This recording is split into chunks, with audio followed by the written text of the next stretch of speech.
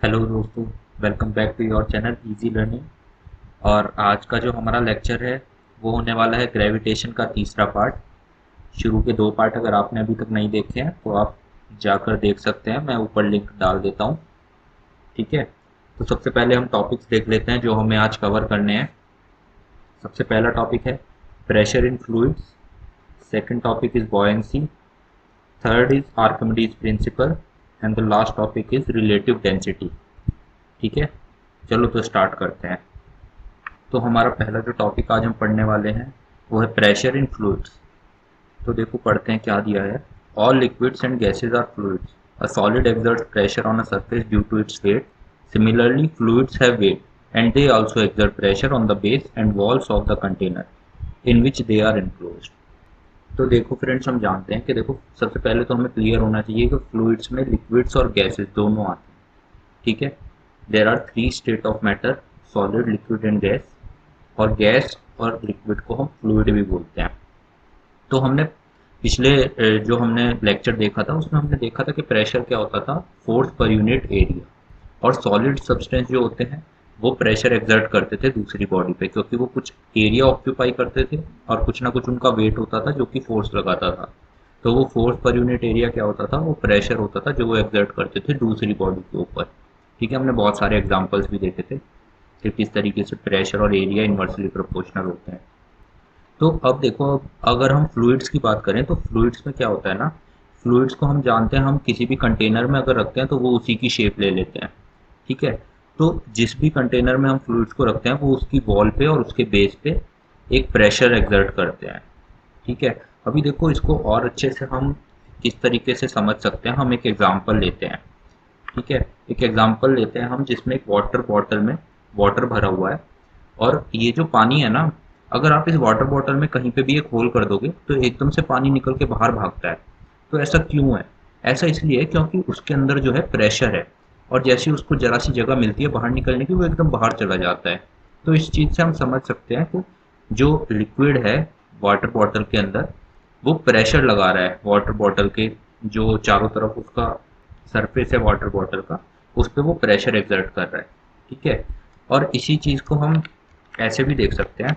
देखो अगर हम लेयर्स मान लें कि लिक्विड की लेयर्स हैं वाटर बॉटल के अंदर, लेयर 1 2 3 4 5 ऐसे करके।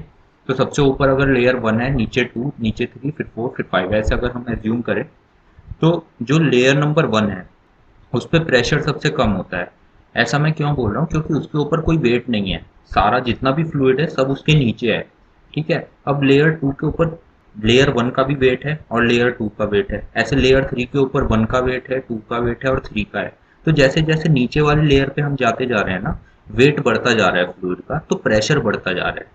ठीक है, क्योंकि जो प्रेशर लग रहा है वो कैसे लग रहा है, वो वेट की वजह से ही तो लग रहा है ना। ठीक है, वेट इज अ फोर्स और force per unit area is pressure. तो अभी हम इसमें एक चीज़ करते हैं, इस वाटर बॉटल के ऊपर हम सबसे पहली लेयर के पास एक होल कर देते हैं। ठीक है, तो हम देखेंगे उस होल में से जो पानी निकलेगा ना वो बहुत धीरे धीरे कम वेलोसिटी के साथ बाहर आएगा। अगर हम नीचे की लेयर पे होल करेंगे तो उसमें जो पानी के निकलने की स्पीड है वो थोड़ी तेज होगी। और सबसे नीचे अगर हम बेस पे होल करके देखेंगे तो हम देखेंगे पानी बहुत तेजी से बाहर की तरफ भाग रहा है, एकदम उसकी स्पीड बहुत ही ज़्यादा है। तो इससे हमें ये पता चल जाएगा कि जो प्रेशर है ना, वो जैसे जैसे हम डेप्थ में जाते जा रहे हैं वाटर के, प्रेशर इंक्रीज होता जा रहा है। ठीक है, तो ये पॉइंट हमें हमेशा याद रखना है कि अगर फ्लूइड्स में हम डेप्थ जैसे जैसे बढ़ती जाएगी प्रेशर इंक्रीज होता जाएगा। ओके, तो अब हम देख लेते हैं इस टॉपिक में ना एक चीज़ और है जो हमें याद रखनी है, जो है pressure exerted in any confined mass of fluid is transmitted undiminished in all directions.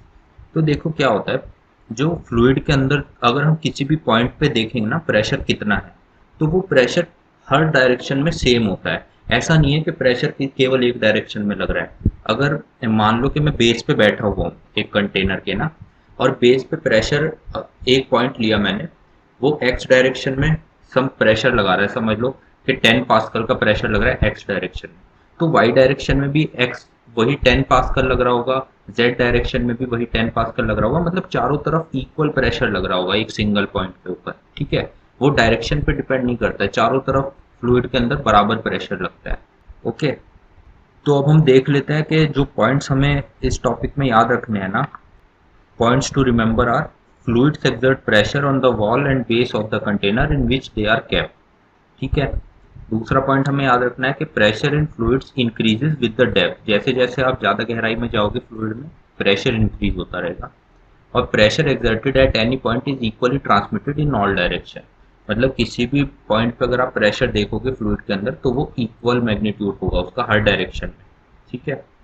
तो ये आपका पहला टॉपिक था, इससे आपको थोड़ा आइडिया लग गया है कि अभी प्रेशर होता है फ्लूइड्स के अंदर भी। ठीक है। जिस तरीके से एक सॉलिड बॉडी प्रेशर एक्सर्ट करती है उसी तरीके से फ्लूइड्स भी प्रेशर एक्सर्ट करते हैं। उन्हें जिस भी कंटेनर के अंदर आप रखेंगे वो उसकी वॉल पे उसके बेस पे प्रेशर एक्सर्ट। तो दोस्तों देखो हमारा जो नेक्स्ट टॉपिक है वो है बॉयंसी। बॉयंसी काफ़ी इंपॉर्टेंट टॉपिक है, तो इसको हम समझते हैं।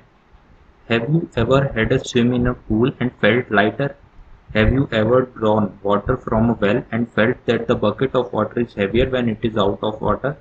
Have you ever wondered why a ship made of iron and steel does not sink in sea water, but whether the same amount of iron and steel in the form of a sheet would sink?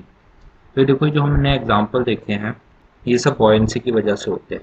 आपने देखो feel किया होगा जब आप swimming pool में swim करते हो तो आपको अपनी बॉडी थोड़ी लाइट फील होती है। ठीक है। नॉर्मल जो आपका वेट है वो ज़्यादा लगता है आपको, लेकिन जब आप स्विम करते हो तब आपको अपना वेट थोड़ा कम लगता है। ठीक है। एक यही एग्जांपल है कि अगर आप कभी पानी भरते हो, कुएं से आपने पानी भरा होगा तो आपने देखा होगा कि जब बाल्टी कुएं के अंदर रहती है ना तब तक बकेट बहुत ही लाइट लगती है, लेकिन जब वो एक बार पानी लेके कुएं से बाहर आ जाती है तब एकदम से वो बहुत भारी हो जाती है, जबकि पानी तो उसके अंदर तब भी था और जब वो बाहर आ गई तब भी है। तो ऐसा क्यों है? ठीक है। ये सब एग्जाम्पल जो है ये हम समझेंगे एक बार जब हम बॉयंसी का कॉन्सेप्ट समझ जाएंगे, हमें ये सब एकदम क्लियर हो जाएगा। तो देखो बॉयंसी को समझने के लिए यहाँ पे एक एक्टिविटी की गई है। सबसे पहले हम ये देखते हैं इसमें क्या किया है। Take an empty plastic bottle, close the mouth of the bottle with an air tight stopper, put it in the bucket filled with water, you see that the bottle floats. तो इसने क्या किया है, प्लास्टिक बॉटल लिया है, उसका ढक्कन tight से बंद किया और उसको एक पानी के ऊपर डाला है उसने। तो उसने देखा कि जो बॉटल है ना प्लास्टिक की वो पानी के अंदर डूब नहीं रही है, वो ऊपर ही फ्लोट कर रही है। ठीक है। अब उसने क्या किया कि धीरे धीरे उसने उस जो बॉटल है प्लास्टिक की उसको नीचे पुश करना शुरू किया। तो जैसे जैसे उसने उसको नीचे पुश करना शुरू किया उसके हाथ पे एक फोर्स लगनी शुरू हुई ऊपर की तरफ। ठीक है। आपने महसूस किया होगा कभी आप ऐसे प्लास्टिक की बॉटल को पानी में अगर डुबाते हो ना तो वो बॉटल आपको ऊपर की तरफ फोर्स लगाती है, वो कोशिश करती है बाहर निकलने की। ठीक है। जैसे जैसे आप बॉटल को अंदर डालते जाओगे तो वो फोर्स बढ़ती जाएगी। जब तक आप उसको पूरा अंदर नहीं डाल दोगे ना वो फोर्स मैक्सिमम हो जाएगी उस टाइम पे। और फिर जैसे ही आप उस बॉटल को रिलीज करोगे वो एकदम बहुत तेजी के साथ ना सरफेस पे भागेगी, दोबारा से फ्लोट करने लगेगी भाग के। तो ऐसा क्यों हो रहा है? अब देखो हम जानते हैं कि the force due to gravitational attraction of the earth acts on the bottle in downward direction, so the bottle is pulled downward, but the water exerts an upward force on the bottle, thus the bottle is pushed upward. We have learned that the weight of an object is the force due to gravitational attraction of the earth. When the bottle is immersed, the upward force exerted by the water on the bottle is greater than its weight, therefore it rises up when released. तो देखो हम जानते हैं कि हर एक object जिसके अंदर wait है उस पर ग्रेविटेशनल फोर्स लगती है डाउनवर्ड डायरेक्शन में, नीचे की तरफ। तो जब हमने बॉटल को पानी के ऊपर डाला तो उसके ऊपर एक फोर्स लग रही है नीचे की तरफ जो कि उस बॉटल का वेट है। ठीक है। लेकिन वो फिर भी नीचे नहीं जा रही, इसका मतलब उस पर कोई ना कोई फोर्स ऊपर की तरफ भी एक्ट कर रही है। ठीक है। अब वो फोर्स कौन लगा रहा है? वो फोर्स वो फ्लूइड लगा रहा है। वो फ्लूइड उसके ऊपर एक ऊपर की तरफ फोर्स लगा रहा है जो कि उसको नीचे जाने से रोक रहा है। तो अगर दो डायरेक्शन में फोर्स लग रही है, नीचे की तरफ और ऊपर की तरफ, लेकिन बॉटल नीचे नहीं जा रही ऊपर जा रही है, तो इसका मतलब नीचे वाली फोर्स की जो वैल्यू है वो ऊपर वाली फोर्स से ज्यादा है। ठीक है ना। अगर ऊपर वाली फोर्स की वैल्यू ज्यादा होती तो वो नीचे चली जाती, डूब जाती बॉटल। ठीक है। तो इससे हमें ये पता चल गया कि नीचे से वाटर एक फोर्स लगा रहा है और the upward force exerted by the water on the bottle is known as upthrust और बॉयंट फोर्स। यही जो फोर्स होती है ना जो फ्लूइड लगाता है ऑब्जेक्ट के ऊपर ऊपर की तरफ, इसी फोर्स को हम बॉयंट फोर्स बोलते हैं या फिर अपथ्रस्ट बोलते हैं। ठीक है। In fact, all objects experience a force of buoyancy when they are immersed in a fluid. The magnitude of this buoyant force depends on the density of the fluid. अब देखो अगर आप किसी भी ऑब्जेक्ट को कभी फ्लूइड में डालोगे ना उस पर ये चीज़ गारंटेड है कि बॉयंट फोर्स लगेगी ही लगेगी। ये फ्लूइड की प्रॉपर्टी है बॉयंट फोर्स। अगर आप किसी भी चीज को फ्लूइड के अंदर डालोगे तो उसके ऊपर एक बॉयंट फोर्स लगेगी जिसकी डायरेक्शन हमेशा अपवर्ड डायरेक्शन होगी, वेट की डायरेक्शन के अपोजिट। और इसका जो मैग्नीट्यूड होता है बॉयंट फोर्स का, वो हमेशा डिपेंड करता है उस फ्लूइड की डेंसिटी के ऊपर। अगर फ्लूइड बहुत ज़्यादा डेंस है तो वो उतना ही ज़्यादा बॉयंट फोर्स लगाएगा, अगर फ्लूइड कम डेंस है तो वो डेंसिटी कम है उसकी तो वो बॉयंट फोर्स भी कम लगाएगा। देखो डेंसिटी का कॉन्सेप्ट आपको मालूम है ना, डेंसिटी होता है मास पर यूनिट वॉल्यूम। ठीक है, तो डेंसिटी मेनली हमें बताता है कि किसी चीज़ के अंदर कितना घनत्व है, मतलब वो कितनी घनी है वो चीज़।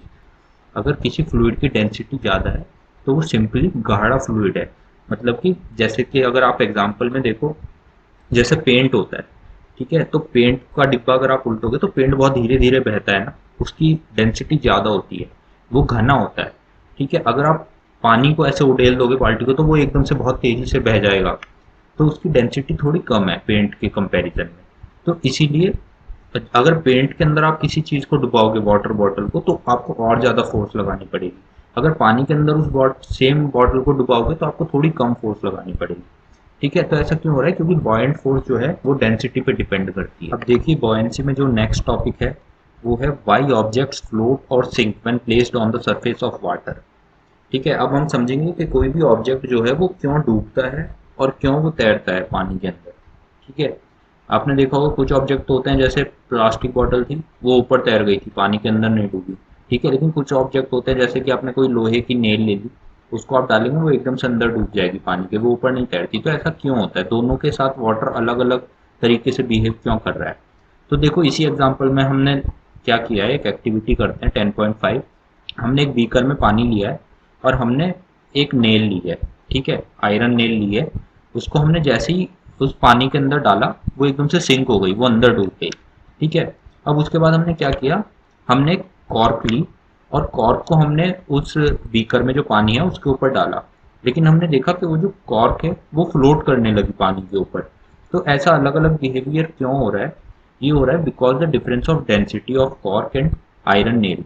ठीक है, देखो अगर कोई भी चीज़ पानी के अंदर डूब जा रही है तो इसका मतलब उसकी जो डेंसिटी है ना वो वाटर की डेंसिटी से ज़्यादा है।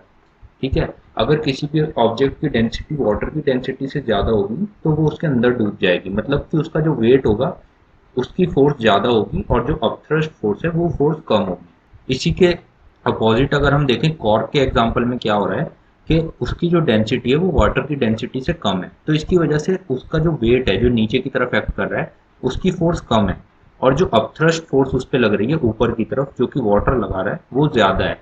तो इसी की वजह से वो नीचे नहीं डूबती, वो ऊपर ही तैरती रहती है। ठीक है, तो यहाँ से हमें जो लास्ट पॉइंट बॉयंसी का क्लियर होता है वो ये होता है कि therefore objects of density less than that of liquid floats on the liquid, the objects of density greater than that of liquid sink in the liquid। ठीक है, तो हमें ये बात क्लियर हो गई कि डेंसिटी पे डिपेंड करता है कौन सी चीज़ डूबने वाली है पानी के अंदर और कौन सी चीज़ तैरने वाली है। तो अब देखो लास्ट में हम ये बॉयंसी का टॉपिक हमारा निपट चुका है, इसके हम पॉइंट्स टू रिमेंबर देख लेते हैं, जो जो पॉइंट्स हमें याद रखने हैं बॉयंसी में। तो first point is the upward force exerted on the object by fluid is known as upthrust और बॉयंट फोर्स। सबसे पहला तो पॉइंट यही है कि बॉयंट फोर्स होती क्या है, जो भी अपथ्रस्ट फोर्स फ्लूइड लगाता है किसी ऑब्जेक्ट के ऊपर उसी को हम बॉयंट फोर्स बोलते हैं। ठीक है, second point is buoyant force is generated due to the pressure difference between upper and lower layer of fluid. अब देखो ये एक पॉइंट है जो कि हमारा छूट गया है, बॉयंट फोर्स का जनरेशन होता क्यों है, मतलब बॉयंट फोर्स पिक्चर में आती क्यों है। देखो हम जानते हैं कि वाटर के अंदर जो है जैसे जैसे हम डेप्थ में जाते जाएंगे फ्लूइड के अंदर प्रेशर बढ़ता जाएगा। ठीक है, तो हमेशा फ्लूइड के अंदर एक प्रेशर डिफरेंस होता है, सही बात है। जो ऊपर की लेयर होती है फ्लूइड की और जो नीचे की लेयर होती है उनके बीच में प्रेशर डिफरेंस होता है। ऊपर की लेयर पे प्रेशर कम होता है, नीचे की लेयर पे प्रेशर ज़्यादा होता है, क्योंकि नीचे की लेयर को जो है ज़्यादा वेट कैरी करना पड़ रहा है। ठीक है, तो इसी की वजह से बॉयंट फोर्स जनरेट होती है। ऊपर की लेयर पे देखो एक फोर्स लग रही है जो कि नीचे की तरफ है। ठीक है, नीचे की लेयर पे एक फोर्स लग रही है जो ऊपर की तरफ है, लेकिन नीचे की लेयर पे जो फोर्स है उसका मैग्नीट्यूड ज़्यादा है क्योंकि उस पर प्रेशर ज़्यादा है। ठीक है, तो वही जो नीचे की लेयर पे और ऊपर की लेयर के बीच का जो डिफरेंस आता है ना मैग्नीट्यूड का फोर्स का, उसी की वजह से बॉयंट फोर्स का जन्म होता है। सही बात है, तो buoyant force is generated due to the pressure difference between upper and lower layer of fluid. अब जो तीसरा पॉइंट हमने सबसे लास्ट में पढ़ा है वो है sinking and floating of an object depends upon the density of that object and fluid density. ठीक है, तो दो डेंसिटी हमें ध्यान रखनी है, एक जिस फ्लूइड में हम ऑब्जेक्ट को डुबा रहे हैं और एक उस ऑब्जेक्ट की डेंसिटी। अगर ऑब्जेक्ट की डेंसिटी फ्लूइड से ज़्यादा है तो ऑब्जेक्ट सिंक करेगा, अगर ऑब्जेक्ट की डेंसिटी फ्लूइड की डेंसिटी से कम है तो ऑब्जेक्ट फ्लोट करेगा। तो देखो दोस्तों, अभी जो हमारा नेक्स्ट टॉपिक है इसमें वो है आर्किमिडीज प्रिंसिपल। तो देखो, आर्किमिडीज प्रिंसिपल को समझने के लिए हम एक स्लाइड देख लेते हैं पहले। देखो, आर्किमिडीज एक बहुत ही पुराने फिजिशियन थे, ग्रीक फिजिशियन थे ये। तो ऐसा बोला जाता है कि एक बार ये नहाने के लिए अपने बाथ टब में गए और इन्होंने ऑब्जर्व किया कि जैसे ही मैं बाथ टब के अंदर बैठ रहा हूँ तो मैं कुछ वाटर जो है ना, जो बाथ टब में वाटर भरा हुआ है उसको डिस्प्लेस कर रहा हूँ और वो पानी बाहर गिर रहा है टब से। ठीक है, आपने भी ऑब्जर्व किया होगा, अगर आप किसी ऐसे छोटी सी जगह पे कोई ऐसा टब होता है, आप उसके अंदर अगर जैसे ही जाते हो तो आप जैसे ही उसके अंदर घुसते हो कुछ ना कुछ पानी बाहर निकल जाता है ना। आप कुछ ना कुछ आपकी बॉडी वाटर डिस्प्लेस करती है। या अगर कोई छोटा सा बीकर है उसमें पानी भरा हुआ है, अगर आप उसमें हाथ डाल दोगे तो उसमें से पानी गिर जाएगा, नीचे गिर जाएगा, है ना, डिस्प्लेस हो जाएगा कुछ ना कुछ पानी। तो इसी फिनोमेना को देखते हो आर्किमिडीज प्रिंसिपल ने क्या कहा। देखो, बॉयंट फोर्स हम समझ चुके हैं, बॉयंट फोर्स क्या होती है, ठीक है। लेकिन आर्किमिडीज प्रिंसिपल एक प्रिंसिपल है जिसने बताया कि ये जो बॉयंट फोर्स है इसका मैग्नीट्यूड कितना होता है। देखो, आर्किमिडीज प्रिंसिपल जो स्टेटमेंट देता है वो है when a body is immersed fully और partially in a fluid it experiences an upward force that is equal to the weight of the fluid displaced by it. अब आर्किमिडीज प्रिंसिपल ने बोला कि जो बॉयंट फोर्स लगती है ना किसी भी चीज़ के ऊपर, अगर उस फ्लूइड के अंदर कोई भी चीज़ हम डालते हैं उसके ऊपर बॉयंट फोर्स लगती है, अब उसका मैग्नीट्यूड कितना होता है, वो ऑब्जेक्ट जितना भी फ्लूइड को डिस्प्लेस कर रहा है उस डिस्प्लेस्ड फ्लूइड का जितना वेट है उस वेट के इक्वल होती है बॉयंट फोर्स। मतलब कि समझो आप टब के अंदर गए, आपकी बॉडी को अगर आप फुल्ली अंदर चले गए टब के अंदर, आपने डुबकी लगा ली, तो आपकी बॉडी ने जितना भी पानी डिस्प्लेस किया ना टब के बाहर, उस पानी का जितना वेट होगा उतनी बॉयंट फोर्स आपके शरीर पे लग रही होगी टब के अंदर। ठीक है, तो देखो ये इसको समझते हैं, एक एग्जांपल से हम इसको समझने की कोशिश करते हैं। हम देखते हैं कि एक वेइंग मशीन है, उस पर हमने एक वेट लिया हुआ है 5 kg का। ठीक है, तो फर्स्ट केस में जब हमने देखा तो उस वेइंग मशीन पे जो रीडिंग आ रही है ना वो 5 kg आ रही है, क्योंकि उस ब्लॉक का जो वेट है वो 5 kg है। अब हमने क्या किया, एक बीकर लिया और उस बीकर के अंदर इस 5 kg के जो ब्लॉक है उसको डुबो दिया। तो जो वेइंग मशीन है ना, वेइंग मशीन में उसका वेट थोड़ा कम हो जाएगा। आप जानते हो ये वेट क्यों कम होगा, क्योंकि उसके ऊपर बॉयंट फोर्स लग रही है जो कि ऊपर की तरफ लग रही है। वेट नीचे की तरफ एक्ट कर रहा है और बॉयंट फोर्स ऊपर की तरफ। तो अब जो उसका नेट वेट हो जाएगा वो उसका actual wait minus buoyant force हो जाएगा, राइट। तो वो थोड़ा कम हो जाएगा, वो 5 kg से थोड़ा कम हो जाएगा, 2 या 3 kg जितना भी होगा। अब ये कितना कम होगा यही हमें पता चलता है आर्किमिडीज प्रिंसिपल से। अब देखो, हम इस बड़े बीकर के साइड में एक छोटा सा बीकर ला के रख देते हैं। अब बड़े बीकर से जो वाटर डिस्प्लेस होगा ना, जितना भी वाटर डिस्प्लेस होगा वो इस छोटे वाले बीकर में आके गिरेगा। अब जब हम छोटे वाले बीकर का वेट करेंगे तो इसका जितना भी वेट होगा उतनी ही बॉयंट फोर्स लग रही होगी उस ऑब्जेक्ट पे, राइट। यही आर्किमिडीज प्रिंसिपल, आर्किमिडीज प्रिंसिपल बोलता है कि जो बॉयंट फोर्स है उसका मैग्नीट्यूड इक्वल होता है the weight of the fluid displaced by the object. तो ये जितना भी वाटर डिस्प्लेस किया है ना इस 5 kg के ब्लॉक ने, इस वाटर का जितना भी वेट है उतनी ही बॉयंट फोर्स लग रही है इस ब्लॉक के ऊपर। तो यही आर्किमिडीज प्रिंसिपल है। आपको सिर्फ इसकी स्टेटमेंट याद रखनी है और एक ये आइडिया आपको ब्रीफ होना चाहिए कि इसमें क्या हो रहा है, ठीक है। अब देखो, इसके बाद जो हमारा नेक्स्ट टॉपिक आता है आर्किमिडीज प्रिंसिपल के बाद वो है रिलेटिव डेंसिटी। रिलेटिव डेंसिटी ये ग्रेविटेशन का लास्ट टॉपिक है। देखो, डेंसिटी हम जानते हैं क्या होता है, डेंसिटी होता है मास पर यूनिट वॉल्यूम। ठीक है, एक गिवन वॉल्यूम के अंदर कितना ज़्यादा मास है उससे हम किसी भी ऑब्जेक्ट की डेंसिटी डिसाइड करते हैं। ठीक है, कि कोई ऑब्जेक्ट कितना ज़्यादा घना है, कोई ऑब्जेक्ट कितना कम घना है। ओके, तो अब देखो, रिलेटिव डेंसिटी का जो फंडा होता है वो क्या होता है। रिलेटिव डेंसिटी एक कंपैरिजन है डेंसिटी ऑफ द ऑब्जेक्ट और डेंसिटी ऑफ वाटर। इन दोनों के बीच में अगर हम एक कंपैरिजन करते हैं तो वो रिलेटिव डेंसिटी कहलाता है। तो रिलेटिव डेंसिटी का जो फॉर्मूला होता है वो होता है density of substance divided by density of water. मतलब कि समझ लो, जैसे कि इसमें एक एग्जांपल लेके बताया गया है, गोल्ड जो होता है उसकी जो डेंसिटी होती है वो होती है 19,300 kg पर मीटर क्यूब। ठीक है, और वाटर की जो डेंसिटी होती है वो हमें पता है 1000 kg/m³ होती है। तो अगर हम बोलें कि गोल्ड की जो रिलेटिव डेंसिटी है वो कितनी होगी, तो वो कितनी होगी 19,300 डिवाइड बाई 1000।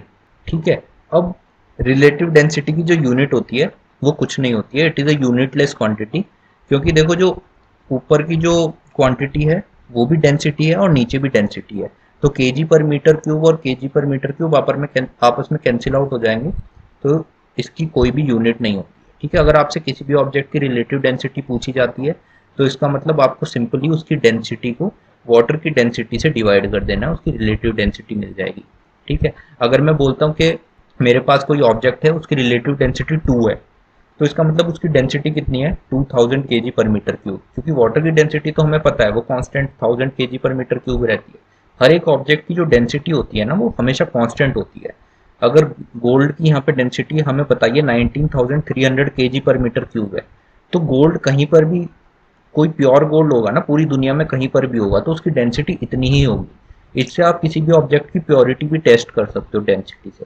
अगर आपको कोई दे रहा है कि ये गोल्ड है, ठीक है, लेकिन उसकी डेंसिटी आपने मेजर की और वो डेंसिटी 19,300 नहीं है, समझ लो इससे ज़्यादा डेंसिटी आ गई कुछ, समझ लो 20,000 है डेंसिटी, तो इसका मतलब उसमें कुछ ना कुछ और मिक्स किया हुआ है उसने गोल्ड के साथ, वो प्योर गोल्ड नहीं है। ठीक है, तो डेंसिटी से आप प्योरिटी भी चेक करते हो किसी भी चीज़ की। तो रिलेटिव डेंसिटी का भी आपको कॉन्सेप्ट क्लियर हो गया है। रिलेटिव डेंसिटी कुछ नहीं है, सिंपली आपको किसी भी ऑब्जेक्ट की डेंसिटी को मेजर करना है वाटर के रिस्पेक्ट में। तो अब देखो हम देख लेते हैं जो जो पॉइंट्स हमें याद रखने हैं आर्किमिडीज प्रिंसिपल और रिलेटिव डेंसिटी से। पहला पॉइंट है कि buoyant force is equal to weight of the fluid displaced by the object. ठीक है, बॉयंट फोर्स का मैग्नीट्यूड कितना होता है, weight of the fluid which is displaced by the object, this is the Archimedes principle. Okay, and the second point is relative density of a substance is the ratio of its density with water। तो relative density कहीं पर भी आती है, आपको बिल्कुल confuse नहीं होना है, it is equals to the ratio of the density of object with water। तो ये आपका यार ग्रेविटेशन का चैप्टर पूरा हो चुका है। तो आई होप अभी तक आपको ये सीरीज अच्छी लग रही होगी और सभी टॉपिक सही से समझ में आ रहे होंगे।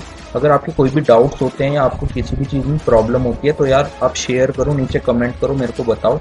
ठीक है, हम ट्राई कर रहे हैं कि फटाफट ये 9th का जो सिलेबस है इसे निपटाते हैं। 2 चैप्टर और बचे हैं फिजिक्स के, उसके बाद फिर हम 10th की फिजिक्स स्टार्ट करेंगे। ठीक है, तो अभी तक आपने काफ़ी सपोर्ट किया इस चैनल पे, ऐसे ही आपको वीडियो अच्छी लगती है तो शेयर कीजिए यार, लाइक कीजिए। मिलते हैं अगली वीडियो में। Okay, bye.